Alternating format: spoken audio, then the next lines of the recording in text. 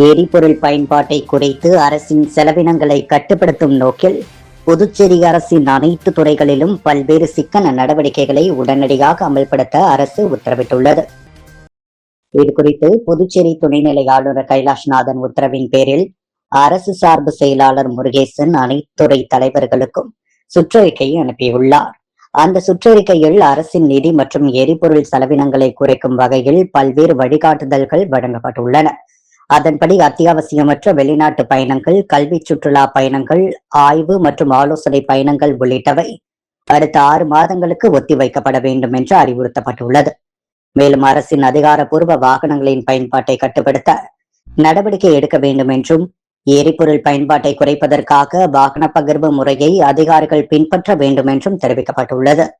தேவையற்ற அரசு வாகன பயன்பாட்டை தவிர்ப்பதன் மூலம் எரிபொருள் கொள்முதல் செலவை குறைக்க முடியும் என சுற்றறிக்கையில் குறிப்பிடப்பட்டுள்ளது. அதேபோல் பல்வேறு துறைகளுக்கு இடையே நடைபெறும் கூட்டங்கள், ஆய்வு கூட்டங்கள் மற்றும் ஒருங்கிணைப்பு கூட்டங்களை முடிந்தவரை காணொலி காட்சி மூலம் நடத்த வேண்டும் என்றும் உத்தரவிடப்பட்டுள்ளது. இதன் மூலம் அதிகாரிகள் பயணம் மேற்கொள்ள வேண்டிய தேவையும் அதனால் ஏற்படும் எரிபொருள் செலவுகளும் குறையும் என அரசு கருதுகிறது. அனைத்து அரசு அதிகாரிகள் மற்றும் பணியாளர்களும் அலுவலக பயணங்களுக்கு பொது போக்குவரத்து வசதிகளை அதிக அளவில் பயன்படுத்த வேண்டும் என்றும் சுற்றறிக்கையில் வலியுறுத்தப்பட்டுள்ளது. மின்சார சிக்கன நடவடிக்கைகளும் கட்டாயமாக்க பின்பற்றப்பட வேண்டும் என தெரிவிக்கப்பட்டுள்ளது. பயன்பாட்டில் இல்லாத நேரங்களில் அலுவலகங்களில் உள்ள விளக்குகள், குளிர்சாதன வசதிகள், கணினிகள் மற்றும் பிற மின் சாதனங்கள் அனைத்தும் வைக்க வேண்டும். மேலும் இதுவாக அணைத்து வைக்க வேண்டும் எனவும் அறிவுறுத்தப்பட்டுள்ளது.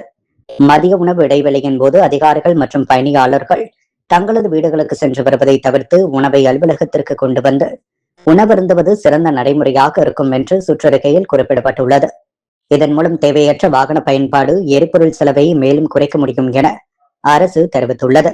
அரசின் செலவின கட்டுப்பாடு, எரிபொருள் சேமிப்பு, ஆற்றல் சிக்கனத்தை நோக்கமாக கொண்டு வெளியிடப்பட்டுள்ள இந்த உத்தரவுகள் அனைத்து துறைகளிலும் உடனடியாக அமல்படுத்தப்பட வேண்டும் என அதிகாரிகளுக்கு அறிவுறுத்தப்பட்டுள்ளது. மறைந்த தமிழக முன்னாள் முதலமைச்சரும் திராவிட இயக்கத்தின் மூத்த தலைவருமான கருணாநிதியின் பிறந்தநாளை முன்னிட்டு புதுச்சேரி அரசு சார்பில் இன்று மரியாதை செலுத்தும் நிகழ்ச்சி நடைபெற்றது. புதுவை அரசின் செய்தி மற்றும் விளம்பரத்துறை ஏற்பாட்டில் கடற்கரை சாலையில் உள்ள மேரி கட்டட வளாகத்தில் கலைஞர் கருணாநிதியின் உருவப்படம் மலர்களால் அலங்கரிக்கப்பட்டு வைக்கப்பட்டிருந்தது. அவரது பிறந்த நாளை முன்னிட்டு நடைபெற்ற இந்த நிகழ்வில் அரசியல் கட்சிகளை சேர்ந்த பல்வேறு முக்கிய பிரமுகர்கள், சட்டமன்ற உறுப்பினர்கள் கலந்து கொண்டு அஞ்சலி செலுத்தினர். நிகழ்ச்சியில் முதல்வர் ரங்கசாமி தலைமையில் கலைஞரின் உருவப்படத்திற்கு மலர் தூவி மரியாதை செலுத்தப்பட்டது. அவருடன் என்ஆர் காங்கிரஸ் சட்டமன்ற உறுப்பினர்களான ராஜவேலு, VP சிவக்கொழுந்து, ரவிக்குமார், AKT ஆறுமுகம், வையாபுரி மணிகண்டன் உள்ளிட்டோர் பங்கேற்றனர். மேலும் தற்காலிக சபாநாயகர் அன்பழகனும் கலந்து கொண்டு மரியாதை செலுத்தினார். அதேபோல் புதுச்சேரி சட்டமன்றத்தில் பிரதிநிதித்துவம் வகிக்கும் திமுக சட்டமன்ற உறுப்பினர்கள் மற்றும் கட்சியின் நிர்வாகிகளும் நிகழ்ச்சியில் பங்கேற்று கலைஞரின் உருவப்படத்திற்கு மலர் தூவி அஞ்சலி செலுத்தினர். தமிழக அரசியலில் 5 முறை முதலமைச்சராக பதவி வகித்த கருணாநிதி தமிழ் மொழி வளர்ச்சி, சமூக நீதி, கல்வி மற்றும் மக்கள் நலத் திட்டங்களில் ஆற்றிய பங்களிப்பை நினைவு கூறும் வகையில் இந்த நிகழ்ச்சி நடைபெற்றது. அரசியல் வேறுபாடுகளை கடந்து பல்வேறு கட்சிகளை சேர்ந்த பிரதிநிதிகள் கலந்து கொண்டு அவருக்கு மரியாதை செலுத்தியது குறிப்பிடத்தக்கது. நிகழ்ச்சியின் நிறைவில் கலைஞர் கருணாநிதியின் அரசியல், இலக்கிய மற்றும் சமூக பணிகள் குறித்து நினைவு கூறப்பட்டதுடன் அவரது புகழை போற்றும் வகையில் அஞ்சலி செலுத்தப்பட்டது. மக்கள் தொகை கணக்கெடுப்பு பணிகளில் அரசு ஊழியர்கள் மற்றும் ஆசிரியர்களை அதிக அளவில் ஈடுபடுத்துவதற்கு பதிலாக வேலைவாய்ப்பற்ற முதுநிலை பட்டதாரி இளைஞர்களை தற்காலிக அடிப்படையில் நியமிக்க புதுச்சேரி அரசு நடவடிக்கை எடுக்க வேண்டும் என்று புதுவை மாநில மக்கள் முன்னேற்ற கழக தலைவர் பேராசிரியர் ராமதாஸ் வலியுறுத்தியுள்ளார். இதுகுறித்து அவர் வெளியிட்டுள்ள அறிக்கைகள், மக்கள் தொகை கணக்கெடுப்பு என்பது மக்கள் நல திட்டங்கள், கல்வி, சுகாதாரம் மற்றும் பொருளாதார திட்டமிடலுக்கு அவசியமான முக்கிய தேசிய பணி என குறிப்பிட்டுள்ளார். தற்போது சுமார் 3000 அரசு ஊழியர்கள் மற்றும் ஆசிரியர்கள் கணக்கெடுப்பு பணிக்காக நியமிக்கப்பட்டுள்ளதாகவும், இதனால் அரசு துறைகளின் இயல்பான செயல்பாடுகள் மற்றும் பள்ளிகளின் கல்வி பணிகள் பாதிக்கப்படும் அபாயம் உள்ளதாகவும் தெரிவித்துள்ளார். பொருளாதாரம், புள்ளியியல், சமூகவியல், சமூக பணி, வணிகவியல், கணிதம், கணினி அறிவியல் உள்ளிட்ட துறைகளில் முதுநிலை பட்டம் பெற்ற ஏராளமான வேலைவாய்ப்பற்ற இளைஞர்கள் புதுச்சேரியில் உள்ளனர். அவர்களுக்கு உரிய பயிற்சி அளித்து கணக்கெடுப்பு தரவு சேகரிப்பு, சரிபார்ப்பு, கணினி வழி தரவு செயலாக்க பணிகளில் ஈடுபடுத்தலாம் என்றும் கூறியுள்ளார். மேலும் நிறுவனங்களில் வழக்கமான பணிகளும் பாதிக்கப்படாமல் தொடரும் என ராமதாஸ் குறிப்பிட்டுள்ளார். எனவே மக்கள் தொகை கணக்கெடுப்பு பணிகளை வேலைவாய்ப்பு உருவாக்கும் வாய்ப்பாக மாற்றும் வகையில் முதுநிலை பட்டதாரிகளை அதிகளவில் பணிகள் அமர்த்தும் திட்டத்தை புதுச்சேரி அரசும் மக்கள் தொகை கணக்கெடுப்பு துறையும் பரிசீலிக்க வேண்டும் என்று அவர் கேட்டுக் கொண்டுள்ளார். மத்திய அரசின் ஜல்ஜீவன் மிஷன் 2.0 திட்டத்தை வெற்றிகரமாக செயல்படுத்த புதுச்சேரி அரசு முழுமையான ஒத்துழைப்பையும் ஆதரவையும் வழங்கும் என்றும், ஜல்ஜீவன் மிஷன் 1.0 திட்டத்திற்கான நிலுவை மத்திய நிதியை உடனடியாக விடுவிக்க வேண்டும் என்றும் புதுச்சேரி முதல்வர் என் ரங்கசாமி வலியுறுத்தியுள்ளார். ஜல்ஜீவன் மிஷன் 2.0 திட்டத்தின் கீழ் மத்திய ஜல் சக்தி அமைச்சகத்திற்கும் புதுச்சேரி அரசிற்கும் இடையிலான புரிந்துணர்வு ஒப்பந்த பரிமாற்ற நிகழ்ச்சி காணொலி காட்சி வாயிலாக நடைபெற்றது. இதில் மத்திய ஜல் சக்தி அமைச்சர் CR பட்டேல், இணையமைச்சர் சோமண்ணா மற்றும் புதுச்சேரி முதல்வர் ரங்கசாமி உள்ளிட்டோர் கலந்து கொண்டனர். நிகழ்ச்சியில் உரையாற்றிய முதல்வர் ரங்கசாமி, ஜல்ஜீவன் மிஷன் 1.0 திட்டத்தை புதுச்சேரி யூனியன் பிரதேசத்தின் கிராமப்புற பகுதிகளில் வெற்றிகரமாக செயல்படுத்த உள்ளாட்சித்துறை முனைப்பு துறையாக செயல்பட்டதாக தெரிவித்தார். பொதுப்பணித்துறை மற்றும் கிராமப்புற உள்ளாட்சி அமைப்புகள் திட்டத்தை செயல்படுத்தும் முகமைகளாக பணியாற்றியதாகவும் கூறினார். 2020ஆம் ஆண்டு ஜல்ஜீவன் மிஷன் திட்டம் துவங்கப்பட்ட போது புதுச்சேரி மற்றும் காரைக்கால் மாவட்டங்களில் 14,976 குடும்பங்களுக்கும் 390 பள்ளிகளுக்கும் 413 அங்கன்வாடி மையங்களுக்கும் வீட்டு குடிநீர் குழாய் இணைப்புகள் இல்லாதது கண்டறியப்பட்டதாக தெரிவித்தார். திட்டம் முழுமையாக செயல்படுத்தப்பட்டதன் மூலம் சுமார் 15,000 புதிய குடிநீர் இணைப்புகள் வழங்கப்பட்டதாகவும், இதன் மூலம் புதுச்சேரி யூனியன் பிரதேசம் 100% இலக்கை எட்டி 2021ஆம் ஆண்டு மே மாதத்தில் ஹர்கர் ஜல் சான்றிதழை பெற்றதாகவும் பெருமிதம் தெரிவித்தார். ஜல்ஜீவன் மிஷன் 1.0 திட்டம் வெற்றிகரமாக நிறைவேற்றப்பட்டதை தொடர்ந்து மத்திய அரசு தற்போது ஜல்ஜீவன் மிஷன் 2.0 திட்டத்தை அறிமுகப்படுத்தியுள்ளதாகவும் முதல்வர் ரங்கசாமி தெரிவித்துள்ளார். ஜல்ஜீவன் மிஷன் 2.0 திட்டத்தின் முக்கிய நோக்கங்களான நீர் ஆதாரங்களின் நிலைத்தன்மையை உறுதிப்படுத்துதல், குடிநீர் தர கண்காணிப்பை மேம்படுத்துதல், பொதுமக்கள் குறைதீர் மேலாண்மை, டிஜிட்டல் நிர்வாகத்தை வலுப்படுத்துதல் போன்றவை அடங்கும். அரசின் ஜல் சக்தி அமைச்சகத்தின் குடிநீர் வழங்கல் துறை செயலர் அசோக் மீனா, புதுவை அரசு சார்பில் பொதுப்பணித்துறை செயலர் முத்தம்மா, உள்ளாட்சித்துறை இயக்குநர் ஆதர்ஷ் ஆகியோர் புரிந்துணர்வு ஒப்பந்தத்தில் கையொப்பமிட்டனர். இந்த ஒப்பந்தம் புதுச்சேரி யூனியன் பிரதேசத்தில் பாதுகாப்பான மற்றும் நிலையான குடிநீர் விநியோகத்தை மேலும் வலுப்படுத்துவதற்கான முக்கிய முன்னேற்றமாக கருதப்படுகிறது. உலக மிதிவண்டி தினத்தை முன்னிட்டு பாண்டிச்சேரி சைக்கிள் அசோசியேஷன் சார்பில் விழிப்புணர்வு மிதிவண்டி பேரணி புதுச்சேரி கடற்கரை சாலையில் உற்சாகமாக நடைபெற்றது. பேரணியை முன்னாள் காவல்துறை கண்காணிப்பாளர் ரவிக்குமார் மற்றும் ஓய்வு பெற்ற தாசில்தார் ஐயனார் ஆகியோர் கொடியசைத்து துவக்கி வைத்தனர். புதுச்சேரி கடற்கரை காந்தி சிலை அருகில் துவங்கிய பேரணி கடற்கரை சாலையின் முக்கிய பகுதிகள் வழியாக சென்று மீண்டும் காந்தி சிலை வளாகத்தை வந்தடைந்தது. இந்த பேரணியில் மாணவர்கள், இளைஞர்கள், விளையாட்டு வீரர்கள், சமூக ஆர்வலர்கள் மற்றும் பொதுமக்கள் என 100க்கும் மேற்பட்டோர் ஆர்வமுடன் பங்கேற்றனர். பங்கேற்பாளர்கள் மிதிவண்டி பயன்பாட்டின் முக்கியத்துவம் குறித்த விழிப்புணர்வு வாசகங்களை ஏந்தியபடி பேரணியில் கலந்து கொண்டனர். நிகழ்ச்சியின் நிறைவில் பேரணியில் பங்கேற்ற அனைவருக்கும் சட்டமன்ற உறுப்பினர் விக்னேஷ் கண்ணன் பாராட்டு சான்றிதழை வழங்கி கௌரவித்தார். மிதிவண்டி பயன்பாட்டை ஊக்குவிக்கும் இதுபோன்ற நிகழ்வுகள் சமூகத்தில் ஆரோக்கியமான வாழ்க்கை முறையை உருவாக்க உதவும் என அவர் தெரிவித்தார். நிகழ்ச்சியில் கலந்து கொண்ட சைக்கிள் ஆர்வலர்கள், விளையாட்டு வீரர்கள், புதுச்சேரியில் பல்வேறு தேசிய மற்றும் மாநில அளவிலான வீரர்களை உருவாக்கி வரும் சைக்கிளிங் பயிற்சியாளர் நாகராஜனுக்கு அரசாங்கம் உரிய பணி வாய்ப்பு மற்றும் அங்கீகாரம் வழங்க வேண்டும் என்று கோரிக்கை விடுத்தனர். மேலும் நிகழ்ச்சியை தண்டபாணி, சூர்யா, உடற்கல்வி ஆசிரியர் பிரேம்குமார் ஆகியோர் ஒருங்கிணைத்து வழிநடத்தினர். உலக மிதிவண்டி தினத்தை முன்னிட்டு நடைபெற்ற இந்த விழிப்புணர்வு பேரணி பொதுமக்களிடையே மிதிவண்டி பயன்பாட்டின் அவசியம் குறித்த விழிப்புணர்வை ஏற்படுத்தியதுடன் சுற்றுச்சூழல் பாதுகாப்பு மற்றும் ஆரோக்கியமான வாழ்க்கை முறையை வலியுறுத்தும் வகையில் அமைந்தது. அரியங்குப்பம் வட்டார வளர்ச்சி அலுவலகம் மூலம் ஏம்பலம் சட்டமன்ற தொகுதியில் பல்வேறு இடங்களில் மகாத்மா காந்தி தேசிய ஊரக உறுதி திட்டத்தின் பணிகளை சட்டமன்ற உறுப்பினர் மோகன்தாஸ் பூமி பூஜை செய்து துவக்கி வைத்தார். புதுச்சேரி ஏம்பலம் சட்டமன்ற தொகுதிக்குட்பட்ட சேலம்மேடு, கரிக்கலாம்பாக்கம், கோர்க்காடு, செம்பியம்பாளையம் ஆகிய கிராம பஞ்சாயத்துகளில் மகாத்மா காந்தி தேசிய ஊரக வேலை உறுதி திட்டத்தின் மூலம் பல்வேறு பணிகள் மேற்கொள்ளப்பட உள்ளது. இதில் சேலியமேடு கிராம பஞ்சாயத்திற்கு உட்பட்ட ஏரியை தூர்வாரி ஆழப்படுத்துதல், அந்த பணிக்கு 39,66,000 ரூபாய் மதிப்பீட்டிலும், கரிக்கலாம்பாக்கம் கிராம பஞ்சாயத்துக்குட்பட்ட அரந்தநாயகி ஓடையை தூர்வாரி ஆழப்படுத்துதல் பணிக்கு 5,23,000 ரூபாய் மதிப்பீட்டிலும், கோர்க்காடு கிராம பஞ்சாயத்திற்கு உட்பட்ட வாய்க்காலை தூர்வாரி ஆழப்படுத்துதல் பணிக்கு 10,94,000 ரூபாயும் மதிப்பீட்டிலும், செம்பியன்பாளையம் கிராம பஞ்சாயத்திற்குட்பட்ட புதுக்குப்பம் வக்ரான் ஏரியை தூர்வாரி ஆழப்படுத்துதல் பணிக்கு 39,74,000 ரூபாய் மதிப்பீட்டிலும் பணிகள் மேற்கொள்ளப்பட உள்ளது. இதன் துவக்கமாக சட்டமன்ற உறுப்பினர் மோகன்தாஸ் தலைமையில் பூமி பூஜை செய்து பணிகள் துவங்கப்பட்டது. இந்த நிகழ்ச்சியில் வட்டார வளர்ச்சி அதிகாரி சௌந்தரி, உதவி பொறியாளர் ராமன், இளநிலை பொறியாளர் தன்ராஜ், பணி ஆய்வாளர் சந்திரமோகன் உள்ளிட்ட அதிகாரிகள் மற்றும் என்ஆர் காங்கிரஸ் கட்சி நிர்வாகிகள், பொதுமக்கள் பலர் உடனிருந்தனர்.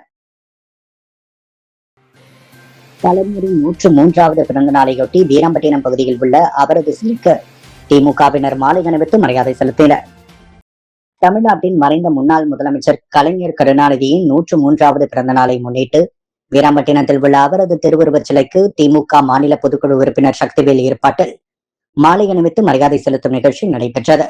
சிறப்பு தலைமை விருந்தினராக திமுக மாநில அமைப்பாளர் சிவா, விருந்தினர்களாக முன்னாள் அமைச்சர் சிவகுமார், சட்டமன்ற உறுப்பினர் செந்தில்குமார், செந்தில், விக்னேஷ் கண்ணன், முன்னாள் சட்டமன்ற உறுப்பினர்கள் அனிபால் கன்னடி, சம்பத், பொதுக்குழு உறுப்பினர் கோபாலகிருஷ்ணன், தொகுதி தலைவர் சீதாராமன் ஆகியோர் கலந்து கொண்டு மாலை அணிவித்து மரியாதை செலுத்தினர். இந்நிகழ்ச்சியில் மகளிர் அணி அமைப்பாளர் காயத்ரி உள்ளிட்ட ஏராளமான திமுகவினர் கலந்து கொண்டு சிறப்பித்தனர். கலந்து கொண்ட அனைவருக்கும் காலை உணவு வழங்கப்பட்டது. காமராஜர் கல்வி நிதி உதவி கிடைக்க நடவடிக்கை எடுத்த முதலமைச்சர் ரங்கசாமியை சட்டப்பேரவையில் புதுச்சேரி சென்டாக் மாணவர் பெற்றோர் நலசங்க தலைவர் நாராயணசாமி தலைமையில் நன்றி தெரிவிக்கப்பட்டது. 2022ஆம் ஆண்டு முதல் 2025ஆம் ஆண்டு வரை காமராஜர் கல்வி நிதி உதவி வழங்கப்படாமல் இருந்ததால் மாணவர்கள், பெற்றோர்கள் சிரமப்படுவதை சங்க தலைவர் நாராயணசாமி தலைமையில் முதலமைச்சர் ரங்கசாமியை சந்தித்து முறையிட்டனர். முதலமைச்சர் உடனடியாக காமராஜர் கல்வி நிதி உதவி கிடைக்க நடவடிக்கை எடுத்து 2022ஆம் ஆண்டை சேர்ந்த மாணவர்களுக்கு முதல் மற்றும் 2ஆம் ஆண்டு நிதியையும், 2023ஆம் ஆண்டை சேர்ந்த மாணவர்களுக்கு முதலாம் ஆண்டு நிதியை வழங்கிய முதல்வர் ரங்கசாமியை இன்று சட்டமன்ற உறுப்பினர் நேருவுடன் சென்று புதுச்சேரி சென்டாக் மாணவர் பெற்றோர் நலசங்க தலைவர் நாராயணசாமி தலைமையில் சட்டசபையில் நன்றியை தெரிவித்தனர். அப்போது மாணவர்களின் பெற்றோர்கள் உடனிருந்தனர். சிறப்பு விழாவிற்கு தயார் நிலையில் உள்ள அரியாங்குப்பம் சட்டமன்ற உறுப்பினர் அலுவலகத்தை சட்டமன்ற உறுப்பினர் ஐயப்பன் மேற்பார்வையிட்டார். புதுவை மாநிலத்தில் சட்டமன்ற தேர்தல் நடந்து முடிந்த நிலையில் சட்டமன்ற உறுப்பினர்கள் பதவியேற்றுக் கொண்டனர். இதில் அரியாங்குப்பம் சட்டமன்ற உறுப்பினர் ஐயப்பன் பதவியேற்றதை அடுத்து அரியாங்குப்பம் சட்டமன்ற உறுப்பினர் அலுவலகம் பொதுமக்களின் பயன்பாட்டிற்காக தயார் செய்யப்பட்டு வருகிறது. நாளைய தினம் முதலமைச்சர் ரங்கசாமி தலைமையில் திறப்பு விழா நடைபெறவுள்ள நிலையில் சட்டமன்ற உறுப்பினர் ஐயப்பன் சட்டமன்ற உறுப்பினரை மேற்பார்வையிட்டு ஆய்வு செய்தார். நிகழ்ச்சியின் பொழுது என்ஆர் காங்கிரஸ் உள்ளிட்ட கூட்டணி கட்சி நிர்வாகிகள் பலர் உடனிருந்தனர். கலைஞர் கருணாநிதியின் 103வது பிறந்த நாளையொட்டி அரியாங்குப்பம் தொகுதியில் திமுக இலக்கிய அணி பேரவை சங்கம் சார்பில் கொண்டாடப்பட்டது. மறைந்த தமிழக முன்னாள் முதலமைச்சர் கலைஞர் கருணாநிதியின் 103வது பிறந்த நாளை முன்னிட்டு அரியாங்குப்பம் தொகுதியில் திமுக இலக்கிய அணி பேரவை அமைப்பாளர் சிவசங்கரன் தலைமையில் அரியாங்குப்பம் கிழக்கு கடற்கரை சாலை சிக்னல் அருகே அலங்கரித்து வைக்கப்பட்டிருந்த அவரது திருவுருவச் சிலைக்கு மாலை அணிவித்து மலர் தூவி அஞ்சலி செலுத்தப்பட்டு பொதுமக்களுக்கு இனிப்புகள் வழங்கப்பட்டது. அதைத் தொடர்ந்து தேங்காய் திட்டு மரப்பாலம் உள்ளிட்ட பகுதிகளில் கலைஞர் கருணாநிதியின் திருவுருவப் படத்திற்கு மலரஞ்சலி தூவி அஞ்சலி செலுத்தப்பட்டது. இந்நிகழ்ச்சியில் அரியாங்குப்பம் தொகுதி திமுக நிர்வாகிகள் பலர் உடனிருந்தனர். கலைஞர் கருணாநிதியின் 103வது பிறந்த நாளையொட்டி அரியாங்குப்பம் தொகுதியில் திமுக இலக்கிய அணி பேரவை சங்கம் சார்பில் கொண்டாடப்பட்டது. மறைந்த தமிழக முன்னாள் முதலமைச்சர் கலைஞர் கருணாநிதியின் 103வது பிறந்த நாளை முன்னிட்டு அரியாங்குப்பம் தொகுதியில் திமுக இலக்கிய அணி பேரவை அமைப்பாளர் சிவசங்கரன் தலைமையில் அரியாங்குப்பம் கிழக்கு கடற்கரை சாலை சிக்னல் அருகே அலங்கரித்து வைக்கப்பட்டிருந்த அவரது திருவுருவச் சிலைக்கு மாலை அணிவித்து மலர் தூவி அஞ்சலி செலுத்தப்பட்டு பொதுமக்களுக்கு இனிப்புகள் வழங்கப்பட்டது. அதைத் தொடர்ந்து தேங்காய் திட்டு மரப்பாலம் உள்ளிட்ட பகுதிகளில் கலைஞர் கருணாநிதியின் திருவுருவப் படத்திற்கு மலரஞ்சலி தூவி அஞ்சலி செலுத்தப்பட்டது. இந்நிகழ்ச்சியில் அரியாங்குப்பம் தொகுதி திமுக நிர்வாகிகள் பலர் உடனிருந்தனர். வீடற்ற குதிரை வண்ணார் சமூக மக்களுக்கு இலவச மனைப்பட்டா அல்லது அரசு அடுக்குமாடி குடியிருப்புகளை உடனடியாக வழங்க வலியுறுத்தி குதிரை வண்ணார் விடுதலை இயக்கம் சார்பில் குடிசை மாற்று வாரிய அலுவலகத்தை முற்றுகையிட்டு ஆர்ப்பாட்டம் நடைபெற்றது. இதற்காக பல்வேறு கட்ட போராட்டங்கள், ஆர்ப்பாட்டங்கள் மற்றும் மனு அளிக்கும் நடவடிக்கைகளும் மேற்கொள்ளப்பட்டு வந்த நிலையில் சில மாதங்களுக்கு முன்பு புதுரை வண்ணார் விடுதலை இயக்க நிர்வாகிகள் குடிசை மாற்று வாரிய அதிகாரிகளை நேரில் சந்தித்து வீடற்ற மக்களுக்கு அரசு குடியிருப்பு, அடுக்குமாடி குடியிருப்புகளை வழங்க வேண்டும் என்று கோரிக்கை விடுத்தார். அப்போது அதிகாரிகள் தகுதியானவர்களுக்கு குடியிருப்புகள் வழங்க நடவடிக்கை எடுக்கப்படும் என உறுதியளித்ததாக கூறப்படுகிறது. ஆனால் பின்னர் நடைபெற்ற குடியிருப்பு ஒதுக்கீட்டில் புதுரை வண்ணார் சமூகத்தை சேர்ந்த பலர் புறக்கணிக்கப்பட்டு மற்றவர்களுக்கு வீடுகள் வழங்கப்பட்டதாக குற்றச்சாட்டு எழுந்தது. இதனால் அதிருப்தியடைந்த சமூகத்தை சேர்ந்த 50க்கும் மேற்பட்டோர் மரமிலை அடிகள் சாலையிலிருந்து பேரணியாக புறப்பட்டு குடிசை மாற்று வாரிய அலுவலகத்தை முற்றுகையிட்டு ஆர்ப்பாட்டத்தில் ஈடுபட்டனர். இந்த ஆர்ப்பாட்டத்திற்கு புதுரை வண்ணார் விடுதலை இயக்க தலைவர் தெய்வநிதி என்ற கூத்தன் தலைமை வகித்தார். நிர்வாகிகள் கோவிந்தன், அர்ஜுனன் ஆகியோர் முன்னிலை வகித்தனர். அழகுவேல் சுப்பிரமணியன், ரவிச்சந்திரன் உள்ளிட்டோர் கலந்து கொண்டனர். இயக்கத்தின் மகளிர் அணி தலைவி தேவி வள்ளியம்மை தலைமையில் சாய்குமாரி, பிரேமா, சுகன்யா, மகேஸ்வரி, சகுந்தலா, சங்கீதா உள்ளிட்ட ஏராளமான பெண்களும் ஆர்ப்பாட்டத்தில் கோரிக்கைகளை வலியுறுத்தினர். போராட்டத்தின் போது பேசிய இயக்க தலைவர் தெய்வநீதி, புதுரைவண்ணார் சமூக மக்களின் நீண்ட நாள் கோரிக்கையாக வீடமைப்பு பிரச்சனை இருந்து வருகிறது. மாவட்ட ஆட்சியர், ஆதி திராவிட நலத்துறை இயக்குநர், குடிசை மாற்று வாரிய அதிகாரிகளிடம் பலமுறை மனு அளித்தும் இதுவரை உறுதியான நடவடிக்கை எடுக்கப்படவில்லை. அதிகாரிகள் பல்வேறு உறுதிமொழிகளை வழங்கிய போதிலும் நடைமுறையின் நடவடிக்கைகள் எதுவும் மேற்கொள்ளப்படவில்லை. தங்கள் சமூக மக்கள் புறக்கணிக்கப்படுகின்றனர் என்று குற்றம் சாட்டினர். மேலும் அவர் கூறுகையில், சொந்த வீடு இல்லாத காரணத்தால் எங்கள் சமூக மக்கள் பெரும்பாலும் வாடகை வீடுகளில் வசித்து வருகின்றனர்.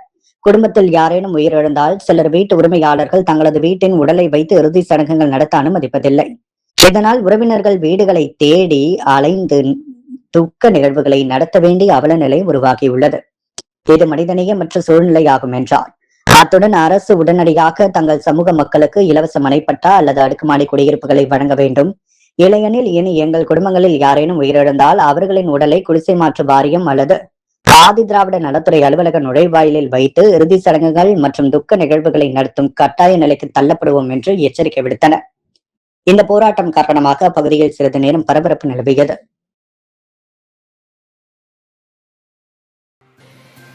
புதுச்சேரி சட்டமன்றத்திற்கு நியமிக்கப்பட்டுள்ள 3 நிகமன சட்டமன்ற உறுப்பினர்களில் ஒருவராக முன்னாள் பாராளுமன்ற உறுப்பினரும் பொருளாதார நிபுணருமான பேராசிரியர் ராமதாஸை தேர்வு செய்ய வேண்டும் என்று காலாப்பட்டு சுனாமி குடியிருப்பு மக்கள் நலச்சங்கம் மத்திய அரசுக்கு கோரிக்கை விடுத்துள்ளது. இதுகுறித்து சங்கத்தின் தலைவர் குமார், செயலாளர் ஆனந்தன், பொருளாளர் சேகர் ஆகியோர் கூட்டாக வெளியிட்டுள்ள அறிக்கைகள், புதுச்சேரி சட்டப்பேரவை தேர்தலில் என்ஆர் காங்கிரஸ் பாஜக கூட்டணி பெரும்பான்மை பெற்று ஆட்சியை அமைத்துள்ளது. எனினும் புதுச்சேரி மக்கள் தொகையில் 3வது பெரிய சமூகமாக விளங்கும் மீனவர் சமூகத்திற்கு தேர்தலில் போதிய அரசியல் பிரதிநிதித்துவம் வழங்கப்படவில்லை என குற்றம் சாட்டியுள்ளன. புதுச்சேரி மற்றும் காரைக்காலை உள்ளடக்கிய 28 சட்டப்பேரவை தொகுதிகளில் பல்வேறு அரசியல் கட்சிகளில் மீனவர்கள் சமூகத்தை சேர்ந்தவர்கள் இருந்த போதிலும் அவர்களில் ஒருவர் கூட தேர்தலில் வெற்றி பெற்று சட்டமன்ற உறுப்பினராக தேர்வு செய்யப்படவில்லை. இதன் காரணமாக சட்டப்பேரவையில் மீனவர் சமூகத்தின் குரல் ஒலிக்க முடியாத நிலை ஏற்பட்டுள்ளதாக அறிக்கையில் தெரிவிக்கப்பட்டுள்ளது. இத்தகைய அரசியல் பிரதிநிதித்துவ குறைபாட்டை சரி செய்வதற்காகவே நியமன சட்டமன்ற உறுப்பினர் முறை உள்ளது என்றும் அதனை மீனவர் சமூகத்தின் நலனுக்காக பயன்படுத்த வேண்டும் என்றும் வலியுறுத்தினர். மத்திய மற்றும் மாநில அரசுகளின் மாதிரி பட்ஜெட்டுகளை பலமுறை தயாரித்து வெளியிட்டுள்ள பொருளாதார நிபுணரும் முன்னாள் பாராளுமன்ற உறுப்பினருமான பேராசிரியர் ராமதாஸ் அரசியல் அனுபவம் மிக்கவரும் சிறந்த கல்வியாளரும் ஆவார் என்று சங்க நிர்வாகிகள் குறிப்பிட்டுள்ளனர். எனவே புதுச்சேரி சட்டமன்றத்திற்கு நியமிக்கப்பட உள்ள 3 உறுப்பினர்களில் ஒருவராக பேராசிரியர் ராமதாஸை நியமித்து மீனவர் சமூகத்தின் பிரதிநிதியாகவும் புதுச்சேரியின் வளர்ச்சிக்கான குரலாகவும் சட்டப்பேரவையில் செயல்பட வாய்ப்பு வழங்க வேண்டும் என்று மத்திய அரசை அவர்கள் கேட்டுக் கொண்டுள்ளனர். அரியங்குப்பம் ஸ்ரீ திரௌபதி அம்மன் ஆலய பிரம்மோற்சவ விழாவில் பகாசுரன் வதம் செய்யும் விழா நடைபெற்றது. கடந்த 1ஆம் தேதி முதல் துவங்கிய இவ்விழாவில் தினந்தோறும் அம்மனுக்கு சிறப்பு அபிஷேக ஆராதனைகள் நடைபெற்று மின்னல் அலங்காரத்தில் காட்சி நடைபெற்று வருகிறது. நேற்று மாலை ஆர்கே நகர் மைதானத்தில் பீமன் பகாசூரன் வதம் செய்யும் நிகழ்வு நடைபெற்றது. அதைத் தொடர்ந்து பக்தர்களுக்கு அன்னதானம் வழங்கப்பட்டது. நிகழ்ச்சியில் திமுக இலக்கிய அணி பேரவை அமைப்பாளர் சிவசங்கரன், ஊர் முக்கியஸ்தரர்கள் பலர் கலந்து கொண்டு சிறப்பித்தனர். விழாவிற்கான ஏற்பாடுகளை ஆலய தனி அதிகாரி அமுல் என்கின்ற கமலஜோதி, சுப்பையா நகர் கிராமவாசிகள் உபயத்தில் சிறப்பாக நடைபெற்றது. ஸ்ரீ மணக்குள விநாயகர் கலை மற்றும் அறிவியல் கல்லூரியில் பணி நியமன ஆணை வழங்கும் விழா மற்றும் வேலைவாய்ப்பு மலர் வெளியீட்டு விழா நடைபெற்றது. புதுச்சேரி மதகடிப்பட்டு ஸ்ரீ மணக்குள விநாயகர் கலை மற்றும் அறிவியல் கல்லூரியில் 2023-26 கல்வியாண்டின் கல்வி பயின்ற மாணவர்களுக்கு பணி நியமன ஆணை வழங்கும் விழா மற்றும் வேலைவாய்ப்பு மலர் வெளியீட்டு விழா நிகழ்ச்சி கல்லூரியின் கலையரங்கில் குத்துவிளக்கேற்றி துவங்கியது. நிகழ்வில் தக்ஷஷீலா பல்கலைக்கழக வேந்தர், ஸ்ரீ மணக்குள விநாயகர் கல்வி அறக்கட்டளையின் தலைவர் தனசேகரன், இணை செயலாளர் வேலாயுதம் வாழ்த்துக்களுடன் துவங்கிய நிகழ்வில் பொருளாளர் ராஜராஜன் நிகழ்ச்சியை துவக்கி வைத்து தலைமுறையாற்றினார். கல்லூரியின் இயக்குநர் முதல்வர் வெங்கடாஜலபதி வாழ்த்துரை வழங்க நிகழ்வில் ஸ்ரீ மணக்குள விநாயகர் கல்வி மற்றும் அறிவியல் கல்லூரியின் முதல்வர் முனைவர் முத்துலட்சுமி வரவேற்புரை வழங்கினார். கல்லூரியின் வேலைவாய்ப்பு துறை டீன் கைலாசம், வேலைவாய்ப்பு பயிற்சி ஒருங்கிணைப்பாளர் மதுசூதனன் கலந்து கொண்டு சிறப்பித்தனர். ஸ்ரீ மணக்குள விநாயகர் கலை மற்றும் அறிவியல் கல்லூரியில் 23-26 கல்வியாண்டில் கல்வி பயின்ற மாணவர்களுக்கு 450க்கும் மேற்பட்ட பணி நியமன ஆணைகள் வழங்கப்பட்டது. வேலைவாய்ப்பு பெற்ற மாணவர்களை பாராட்டி ஊக்கப்படுத்தும் விதமாக வெற்றி கேடயமும் சான்றிதழும் வழங்கப்பட்டது. சிறப்புற நடைபெற்ற நிகழ்வில் அனைத்து ஏற்பாடுகளையும் கல்லூரியின் அனைத்து துறை தலைவர்கள், பேராசிரியர்கள் செய்திருந்தனர். ஸ்ரீ மணக்குள விநாயகர் கலை மற்றும் அறிவியல் கல்லூரியின் வணிக மேலாண்மை துறை தலைவர் மற்றும் வேலைவாய்ப்பு பிரிவு ஒருங்கிணைப்பாளர் முனைவர் பால செந்தில்குமார் நன்றியுரை வழங்க நிகழ்ச்சி நிறைவு பெற்றது. புதுச்சேரி உருளையன்பேட்டை தொகுதியில் நிலவும் பல்வேறு அடிப்படை வசதி பிரச்சனைகள் மற்றும் மேற்கொள்ளப்பட வேண்டிய வளர்ச்சிப் பணிகள் குறித்து உருளையன்பேட்டை தொகுதி சட்டமன்ற உறுப்பினரும் நேயம் மக்கள் கழக தலைவருமான நேரு தலைமையில் முக்கிய ஆலோசனை கூட்டம் நடைபெற்றது. அண்ணாதிடல் உள்ளிட்ட முக்கிய பொது இடங்களின் மேம்பாட்டு தொடர்பாக விரிவாக விவாதிக்கப்பட்டது. கூட்டத்தில் புதிய பேருந்து நிலையத்தில் பயணிகளுக்கு தேவையான அடிப்படை வசதிகளை மேம்படுத்துவது, குபேர் அங்காடியை நவீன வசதிகளுடன் புதுப்பித்து வணிகர்களுக்கும் பொதுமக்களுக்கும் ஏற்ற வகையில் மாற்றுவது குறித்து ஆலோசிக்கப்பட்டது. அண்ணாதிடல் விளையாட்டு மைதானத்தில் தேவையான வசதிகளை ஏற்படுத்தி அருகிலுள்ள பள்ளி மாணவ மாணவிகள் பயனடையும் வகையில் பொது பயன்பாட்டிற்கு கொண்டுவர நடவடிக்கை எடுக்க முடிவு செய்யப்பட்டது. அதேபோல் உருளையன்பேட்டை தொகுதி முழுவதும் பொதுமக்களுக்கு இடையூறாக உள்ள தெருநாய்கள், சாலைகளில் சுற்றித் திரியும் மாடுகளை கட்டுப்படுத்துவதற்கான நடவடிக்கைகள் குறித்தும் விவாதிக்கப்பட்டது. போக்குவரத்திற்கு இடையூறை ஏற்படுத்தும் சாலை ஆக்கிரமிப்புகளை அகற்றுவதற்கான நடவடிக்கைகளையும் அதிகாரிகள் மேற்கொள்ள வேண்டும் என வலியுறுத்தப்பட்டது. தென்னஞ்சாலை பகுதியில் அமைந்துள்ள சுப்பராய பிள்ளை சத்திரம் மற்றும் விடுகாடு வளாகங்களில் நவீன கட்டமைப்பு வசதிகளை உருவாக்குவது போன்ற அதிகாரிகளிடம் சட்டமன்ற உறுப்பினர் நேரு கேட்டுக் கொண்டார். இந்த ஆலோசனை கூட்டத்தில் புதுச்சேரி நகராட்சி செயற்பொறியாளர் சிவபாலன், உள்ளாட்சி நகராட்சி உயரதிகாரிகள், பொறியாளர்கள், ஊழியர்கள் பலரும் கலந்து கொண்டு தொகுதியின் வளர்ச்சிப் பணிகள் குறித்து கருத்துக்களை பகிர்ந்து கொண்டனர். மறைந்த தமிழக முன்னாள் முதல்வர் கருணாநிதியின் பிறந்தநாள் விழா காலாப்பட்டு தொகுதியில் செந்தில் கவுண்டர் சட்டமன்ற உறுப்பினர் தலைமையில் கொண்டாடப்பட்டது. காலாப்பட்டு தொகுதியில் திமுக சார்பில் பல்வேறு இடங்களில் கொண்டாடப்பட்டது. கருவடிக்குப்பம் சிவாஜி சிலை அருகே அலங்கரித்து வைக்கப்பட்டிருந்த அவரது உருவப்படத்திற்கு திமுக சட்டமன்ற உறுப்பினர் செந்தில் கவுண்டர் கலந்து கொண்டு உருவப்படத்திற்கு மரியாதை செலுத்தினார். தொடர்ந்து பொதுமக்களுக்கு அன்னதானம் வழங்கும் விழாவையும் அவர் துவக்கி வைத்தார். இந்த நிகழ்ச்சியில் திமுக நிர்வாகிகள் பலர் கலந்து கொண்டனர். மறைந்த தமிழக முன்னாள் முதல்வர் கருணாநிதியின் பிறந்தநாள் விழா உப்பளம் தொகுதியில் முன்னாள் சட்டமன்ற உறுப்பினர் அனிபால் கென்னடி தலைமையில் கொண்டாடப்பட்டது. திமுக சட்டமன்ற உறுப்பினர் அனிபால் கென்னடி கலந்து கொண்டு அவரது உருவப்படத்திற்கு மரியாதை செலுத்தினார். வானரப்பேட்டை பகுதியிலும் அவரது உருவப்படத்திற்கு மலர் தூவி மரியாதை செலுத்தப்பட்டது. பின்னர் அனைவருக்கும் இனிப்புகள் வழங்கி பிறந்தநாள் விழா கொண்டாடப்பட்டது. இதில் திமுக நிர்வாகிகள் பலர் கலந்து கொண்டனர். புதுச்சேரி யூனியன் பிரதேசத்தில் சிறார்கள் வாகனம் ஓட்டும் சம்பவங்களை முற்றிலுமாக தடுக்க பெற்றோர்கள், கல்வி நிறுவனங்கள் மற்றும் பொதுமக்கள் இணைந்து செயல்பட வேண்டும் என்று போக்குவரத்து பிரிவு சீனியர் காவல் கண்காணிப்பாளர் திவ்யா வலியுறுத்தியுள்ளார். இதுகுறித்து அவர் வெளியிட்டுள்ள செய்திக்குறிப்பில், மோட்டார் வாகன சட்டத்தின்படி 18 வயதிற்கு உட்பட்ட எவரும் மோட்டார் வாகனங்களை இயக்க அனுமதிக்கப்படுவதில்லை. இருப்பினும் சில இடங்களில் சிறார்கள் 1 சக்கர மற்றும் 4 சக்கர வாகனங்களை இயக்கும் சம்பவங்கள் தொடர்ந்து நடைபெற்று வருவது கவலைக்குரியதாக உள்ளது என்றார். சிறார் ஒருவர் வாகனம் ஓட்டிய நிலையில் கண்டறியப்பட்டால் அந்த வாகனத்தின் பெற்றோர், பாதுகாவலர் அல்லது உரிமையாளர் சட்டப்படி குற்றவாளியாக கருதப்படுவர். அவர்களுக்கு 25,000 வரை அபராதம் விதிக்கப்படுவதுடன் 3 ஆண்டுகள் வரை சிறை தண்டனையும் விதிக்கப்படலாம். மேலும் ஓட்டுநர் உரிமம் இடைநீக்கம் செய்யப்படும் உள்ளிட்ட கடுமையான சட்ட நடவடிக்கைகள் எடுக்கப்படும். அது மட்டுமின்றி சம்பந்தப்பட்ட சிறார் நிதி வாரியத்தின் மூலம் முன் ஆஜர்படுத்தப்படுவார். மேலும் அந்த சிறாருக்கு 25 வயது நிறைவடையும் வரை ஓட்டுநர் உரிமம் பெற தகுதியில்லை என்ற நிலையும் ஏற்படலாம். குற்றத்தில் பயன்படுத்தப்பட்ட வாகனத்தின் பதிவு சான்றிதழ் கூட சட்ட விதிகளின்படி 12 மாதங்கள் வரை ரத்து செய்யப்பட வாய்ப்புள்ளது. கோடை விடுமுறை முடிவடைந்து பள்ளிகள், கல்லூரிகள், பல்வேறு கல்வி நிறுவனங்கள் மீண்டும் திறக்கப்பட உள்ள நிலையில் கல்வி நிறுவனங்களின் நிர்வாகிகள், தலைமை ஆசிரியர்கள், மாணவர்களிடையே சிறார்கள் வாகனம் ஓட்டும் சம்பவங்கள் நடைபெறுகிறதா என்பதை தீவிரமாக கண்காணிக்க வேண்டும் என போக்குவரத்து காவல்துறை கேட்டுக் கொண்டுள்ளது. மாணவர்களிடையே பொறுப்பான சாலை பயன்பாட்டு பழக்கங்களை உருவாக்கும் வகையில் சாலை பாதுகாப்பு விழிப்புணர்வு நிகழ்ச்சிகள், கருத்தரங்குகள், ஆலோசனை அமர்வுகள் மற்றும் சிறப்பு பயிற்சி முகாம்களை கல்வி நிறுவனங்கள் நடத்த வேண்டும் என்று அறிவுறுத்தப்பட்டுள்ளது.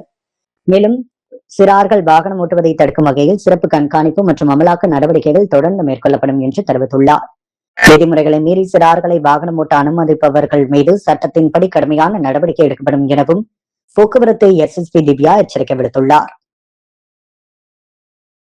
அன்றாட செய்திகளை உடனுக்குடன் தெரிந்து கொள்ள பாண்டி ஹெட்லைன்ஸ் சேனலுக்கு சப்ஸ்கிரைப் செய்து கொள்ளுங்கள்.